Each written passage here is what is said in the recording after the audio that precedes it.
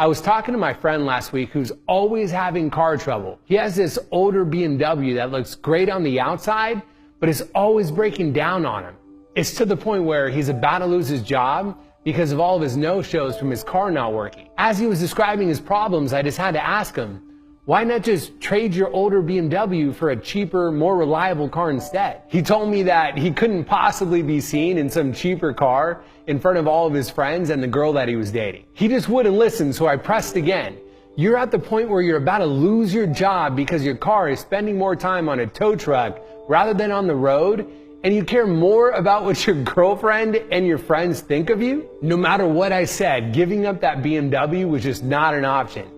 And I actually found out yesterday that he ended up getting fired from his job. We all know somebody that lives way outside of their means just to impress others. They're dressing in designer clothes or wearing the newest sneakers or the newest watch or carrying the nicest bag. But they're racking up all this credit card debt just to be able to afford these things. I personally know people that are driving around in Lamborghinis, but they're living at home with their mom. Or they're popping bottles in the club every single weekend, but they're behind on their rent. All this just to try to impress other people. But the funny thing is, that $5,000 watch tells the same time as that $50 watch. And that $3 million house can make you feel just as lonely as that $300,000 house. Even that Prius can drive you just as far as that BMW can, if not even further. There's this quote from Will Smith that I really love where he says, "Too many people buy things they don't need with money they don't have to impress people they don't even like."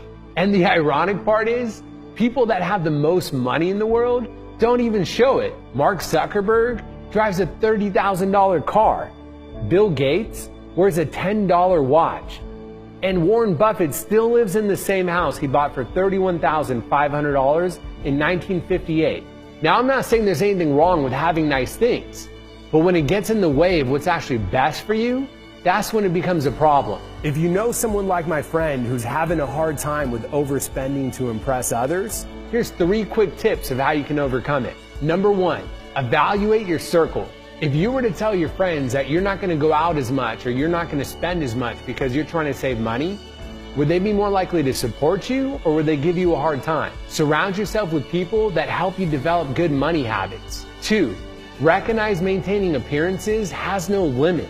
Spending money on maintaining your image has no end. The higher you set the bar, the more costly it becomes to maintain it. You keep digging yourself into a deeper and deeper hole, one that you may eventually not be able to get out of. Number 3, recognize people don't care anyway.